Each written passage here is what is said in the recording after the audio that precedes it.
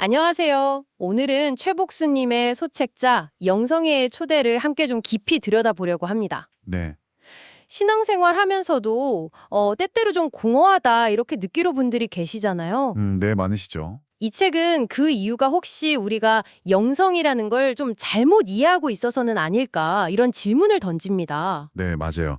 저자는 바로 그 지점에서 시작하는데요. 왜 많은 그리스도인들이 믿음과 그 실제 삶 사이에서 어떤 괴리감 같은 걸 느낄까? 네. 그 원인 중 하나로 영성에 대한 좀 양극단의 오해를 지적합니다. 양극단이요? 어떤 건가요? 그러니까 한쪽은 영성을 너무 개인적인 걸로만 생각하는 경향이에요. 아, 혹시 예배나 기도 같은 건 영적인 일, 공부나 직장 생활은 세속적인 일, 이렇게 딱 나누는 거 말씀이신가요? 네, 바로 그거죠. 저도 가끔 그럴 때가. 저도 좀 그런 생각 할 때 있는 것 같아요. 네, 저자는 바로 그 이분법적인 생각이 문제라고 봐요. 삶이랑 신앙을 분리하면 현실하고 동떨어진 어떤 율법주의에 빠지기 쉽고요. 아, 그렇군요. 혹은 방언이나 치유 같은 특별한 영적 체험 이런 것만 막 추구하게 되는 불균형이 생길 수도 있다는 거죠. 심한 경우는 예전에 1992년 종말론자들처럼 아예 현실을 다 부정해버리는 그런 극단적인 모습까지 갈 수도 있다, 이런 얘기군요. 네, 맞습니다. 그런 사례도 언급하고요. 근데 또 반대쪽 극단도 있다고 해요. 아, 반대쪽은 뭔가요? 너무 좁게 보는 거 말고요. 네, 반대로 너무 뭐랄까 포괄적으로만 이해하는 경향이죠. 예를 들어서 저자는 해방신학이나 종교다원주의 같은 사상의 영향으로 사회적인 책임에 대한 관심은 높아졌는데 네, 그건 좋은 점 아닌가요? 물론 긍정적인 면도 있지만 자칫하면 기독교 신앙의 어떤 핵심, 그러니까 복음이 좀 희미해지고 그냥 피상적인 활동에만 머무를 위험도 있다고 지적하는 거죠. 아, 너무 넓게 잡다가 오히려 본질을 놓칠 수도 있다. 그렇죠. 하나님의 말씀과 다른 가르침들이 막 무분별하게 섞이는 걸 좀 경계해야 한다, 이런 입장입니다. 그렇군요. 그럼 저자가 말하는 진짜 영성, 그 균형 잡힌 영성은 뭘까요? 단순히 철학적인 사색이나 개인적인 깨달음, 이런 거랑 좀 다른 것 같은데요. 네. 핵심은 이거예요. 영성은 하나님, 그리고 그분이 만드신 이 세상 속에서 살아가는 우리의 삶 전체다. 삶 전체요. 네. 어떤 특정 활동이 아니라 삼위일체 하나님, 그러니까 성부, 성자, 성령의 그 관계를 닮아가면서 살아가는 과정, 그 자체라는 겁니다. 와, 굉장히 포괄적이면서도 구체적인 느낌인데요. 그렇죠. 그래서 저자는 이 영성을 한 네 가지 차원으로 나눠서 설명을 해요. 네 가지요. 네. 첫째는 출발점.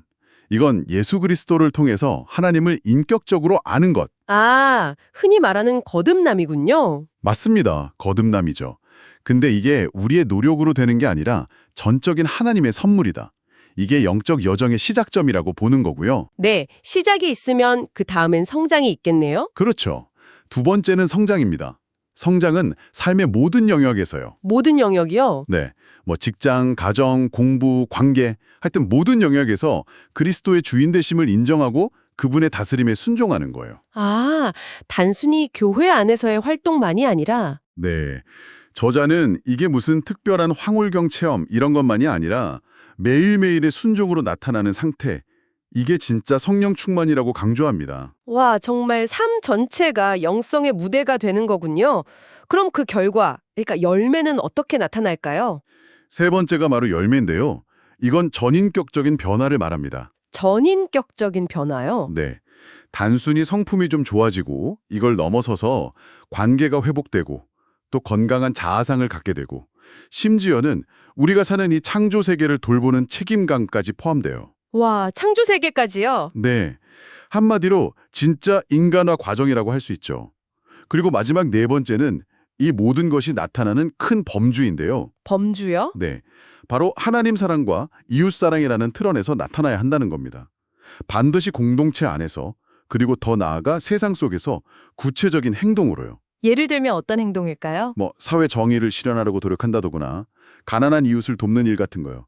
그런 구체적인 행동으로 표현되어야 한다고 저자는 아주 힘주어 말합니다. 아, 듣다 보니까 정말 균형 잡힌 영성이 중요하긴 한데 이게 그냥 저절로 되는 건 아닌 것 같네요. 뭔가 노력이 필요할 것 같은데요? 정확합니다. 저자는 영성이 물론 은혜의 선물이지만 내 선물이지만요. 하지만 그걸 우리 삶 속에서 진짜로 누리려면 의도적인 훈련이 반드시 필요하다고 강조해요. 훈련이요. 어떤 훈련들을 말하는 건가요? 크게 세 가지 관계 안에서의 훈련을 제안하는데요. 세 가지 관계요? 네. 첫째는 하나님과의 관계 훈련입니다. 여기서 저자가 좀 흥미로운 얘기를 하는데 외로움, 그러니까 로니니스하고는 다른 고독, 솔리디티도 훈련의 중요성을 얘기해요. 외로움과 고독은 다른 건가요? 네, 혼자 있는 시간이지만 그 안에서 하나님으로 충만함을 누리면서 내적인 자유를 얻는 시간. 이게 고독이라는 거죠. 아, 구체적으로는 매일 갖는 경건의 시간, QT라고 하죠. 그리고 때때로 좀 더 길게 갖는 기도 시간. 심지어는 그냥 평범한 노동을 통해서도 하나님을 경험할 수 있다고 하고요. 하루를 돌아보면서 일기를 쓰는 것도 권합니다. 결국은 매 순간 하나님을 의식하는 거네요. 네, 핵심은 그거죠. 지금 이 순간, 여기서 그리스도가 정말 나의 주인이신가? 이걸 계속 묻고 점검하는 겁니다. 하나님과의 관계 훈련 다음은 뭔가요? 다른 관계도 중요할 것 같은데요. 물론입니다. 두 번째가 이웃과의 관계, 즉 더불어 사는 훈련이에요. 영성은 절대 혼자 완성될 수 없고 관계 속에서 자라나니까요. 그렇죠. 그래서 공동체 안에서는 남을 막 비판하기보다는 자기를 돌아보고 판단하기보다는 용서하고 또 내가 대접받고 싶은 대로 남을 대하는 것, 황금률이라고 하죠. 그리고 섬기는 삶, 이런 걸 실천해야 한다고 말합니다. 공동체 안에서의 실천이군요. 네. 근데 여기서 더 나아가야 한다고 해요. 가정이나 교회, 이 울타리를 넘어서서 세상의 아픔에도 참여해야 한다고 강조합니다. 세상의 아픔이요? 네.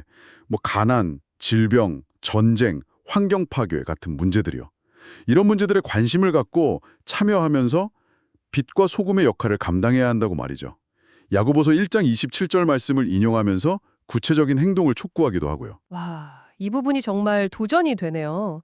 영성이 그냥 개인적인 경건 생활이 아니라 정말 세상 속에서의 구체적인 실천으로 이어져야 한다는 점이요. 네, 맞습니다. 마지막 세 번째 훈련은 뭔가요? 네, 마지막 세 번째 훈련이 남았죠. 네.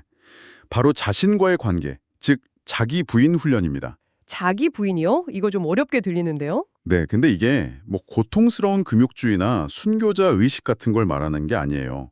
오히려 그 반대죠.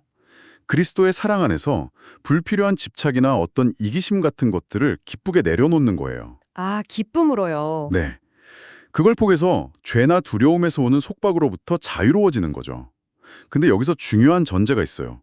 먼저 자기 자신을 있는 그대로 받아들이고 사랑하는 법, 즉 자기 사랑을 배워야 한다는 겁니다. 자기 사랑이 먼저군요. 그렇죠. 그리고 나서 좋은 습관들을 의식적으로 만들어가야 해요. 예를 들면 시간이나 재능, 재물을 하나님의 영광을 위해서 잘 관리하는 청지기 정신을 갖는 것, 또 정직하게 말하고 행동하는 것, 다른 사람을 격려하는 말을 하는 습관 같은 것들이요.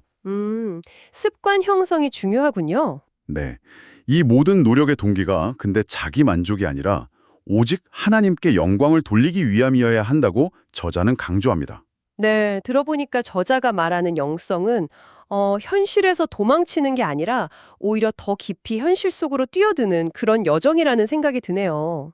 맞습니다. 하나님, 이웃, 또 나 자신, 그리고 이 세상과의 관계를 정말 의도적으로 계속 가꾸어 나가는 과정이군요. 네, 정확히 보셨어요.